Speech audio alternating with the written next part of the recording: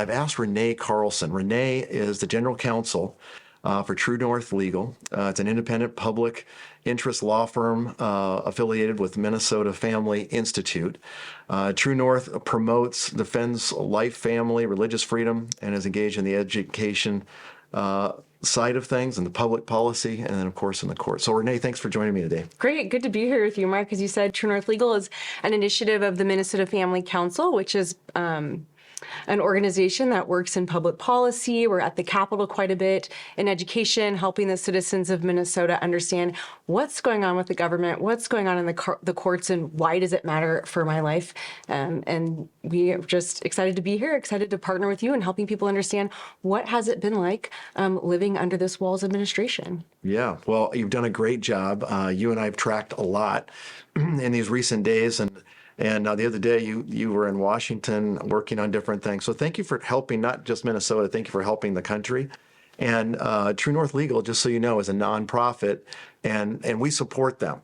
We support you because you're trying to help support the nuclear family, religious freedom, and bless you for that. Well, what about religious freedom? What kind of progressive ideas have we seen over the last 6 years or so here in the state of Minnesota? Sure. Well, I met you and a couple of other pastors through, fortunately, I met you, but it was through some unexpected circumstances. And what I'd say is probably very unfortunate and very unexpected circumstances in the state of Minnesota this past year. There was a removal of our religious protections from the Minnesota Human Rights Act. So the Minnesota Human Rights Act has always had an exemption since the 90s for religious organizations to operate consistently with their religious beliefs. So what does that mean? Organizations that are religious, like churches or Christian institutions, or even Muslim institutions or Jewish institutions. Yeah. I mean, this covers the whole gamut of faith. They can operate legally consistent with their faith for hiring, for housing, for business matters, anything that has to do with the church. They were protected and they were kind of given this special status under the Minnesota Human Rights Act. Currently, the Minnesota Human Rights Act protects on the basis of sexual orientation, meaning you can't discriminate on the basis of sexual orientation under the state's definition of that. They recently added gender identity to those protections as well. And when they did that, they removed protections, that exemption for churches, allowing churches to operate consistent with their religious beliefs, because there is a tension, as we've seen, a growing tension with religious beliefs and gender ideology, and forcing religious people to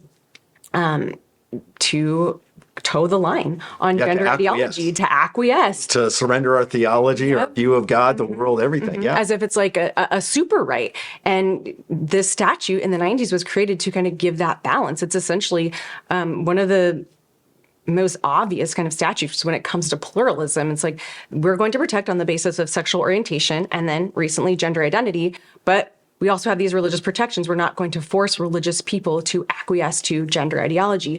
Well, that was removed. And it wasn't removed overtly at first. It was something that many faith groups discovered following session. So going into session 2024, we realized, hey, these protections were removed. I wonder what's going on.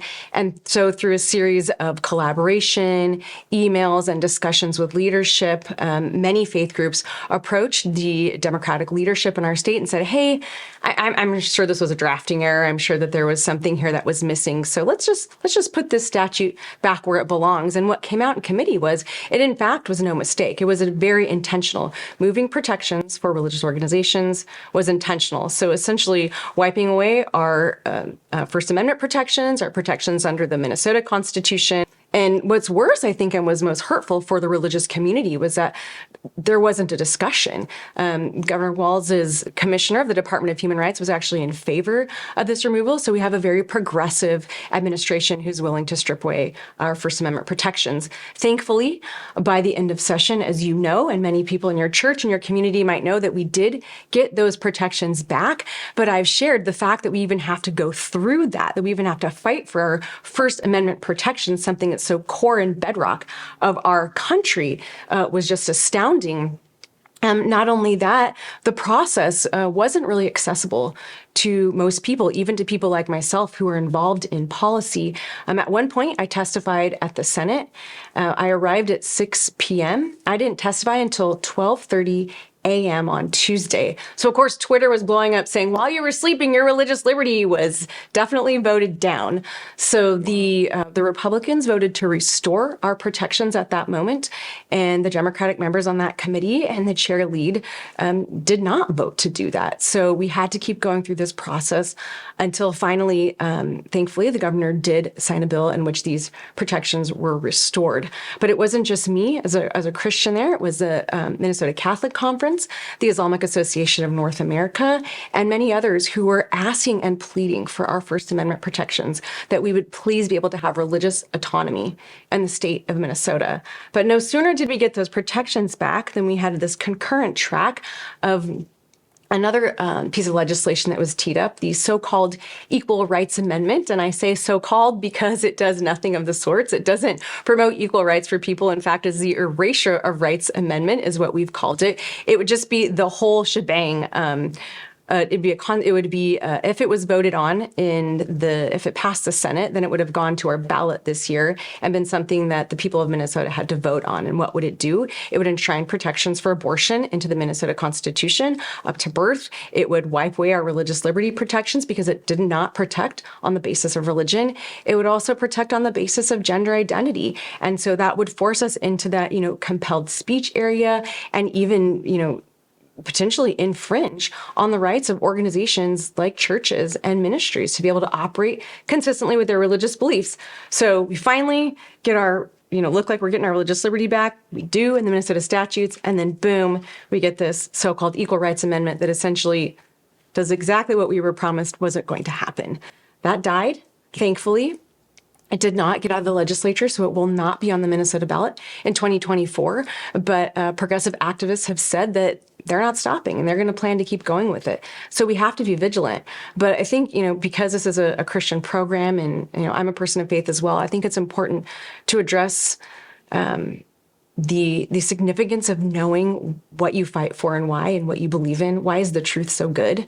I could go out all day long and tell people the legal reasons why this so-called Equal Rights Amendment is really unconstitutional. But at its core, we need to know, what is the ethos? Going back to your fruits perspective, why do we really believe in these fundamental truths of Christianity, and why are they liberating for all people? I think that has to be at the root of what we're talking about, and then everything else is layered on top of that. Yeah, you think back to, the Constitution, that First Amendment, and you've referred to it several times, but I find people really don't even understand what the First Amendment says. Mm-hmm. It says that Congress will not institute a state religion, mm-hmm. and it says it will make no laws directing how we're supposed to exercise mm-hmm. our religious beliefs. And by doing, by presenting this legislation or this progressive idea, requiring us to hire or to embrace things that the Bible says are rebellion towards God, strips us of our religious freedom. Mm-hmm. Let me ask you this: this progressive idea. Don't back away from it. We hear that on lots of sides, but that isn't this counter, the exact opposite of what the Constitution represents and stands for? Oh, absolutely. I think that we're a country that's founded on, freedom, and particularly our ability to operate consistent with our faith, to live, not just think about what our faith is in our minds, but actually live it out. And all of these progressive laws are stifling the very core, like I said, the very core foundational freedoms that this country was founded on.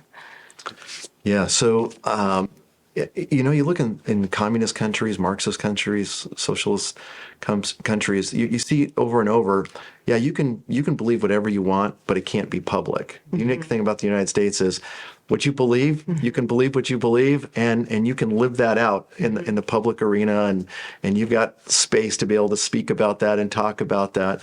I've got friends who, have been thrown in jail in different countries, and it seems like we're moving that direction and away from what the Constitution says. Well, not only that, but I said, and you referenced my testimony in the Minnesota Human Rights Act, but these organizations, often Christian organizations, are filling gaps that the government can never fill on its own. They're doing really good work. I mean, and that's happening across the country. So if we start saying that you can't live out your mission, we're actually taking away things that the government has actually said is good.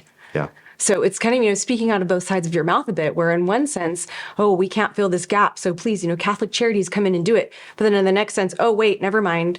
You're not allowed to even be that organization or live out your faith because it's not under our terms. It's not under our religious liturgy. And that's what it feels like oftentimes, especially with the gender matter. It feels like this is state-sanctioned worship or state-mandated worship. We're saying that people have to speak government language. They have to act consistent with what the government thinks is religion instead of what we know in our hearts is true, based on our opportunity that the First Amendment affords us to. We can do that.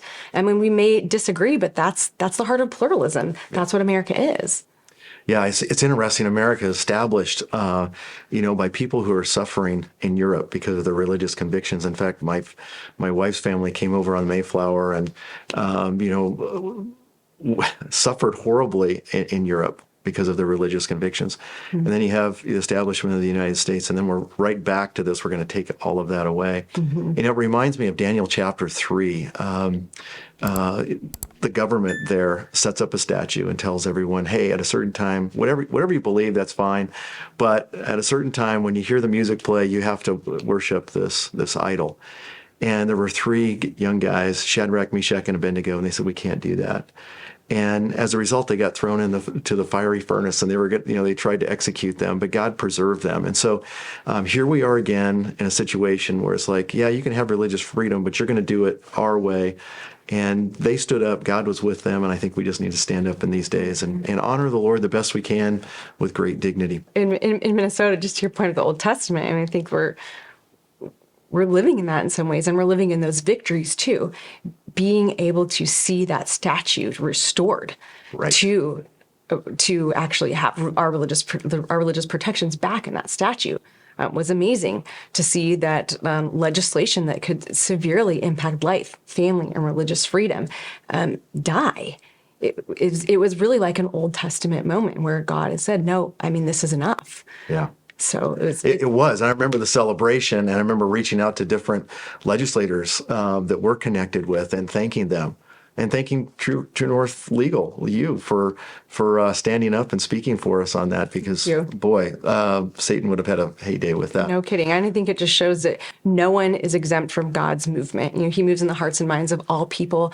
And we need to be prayerful for our leaders. We need to pray that if they have bad fruit, that maybe they start to really see their folly, and that eventually they will produce good fruit. And so we don't know how the Lord might use us in those places. You, me, the people listening, you just never know. And that's why it's important for us to be engaged citizens, to be diligently paying attention to what's happening in our state, because when we're not, then things go under the radar, and that is partially what happens when you have a one-party system that's in control of the state like we have now, and when they move at a lightning pace, when there's no notice and no opportunity to even get there, and combine that with not paying attention, not really knowing, some pretty disastrous things can happen in the state.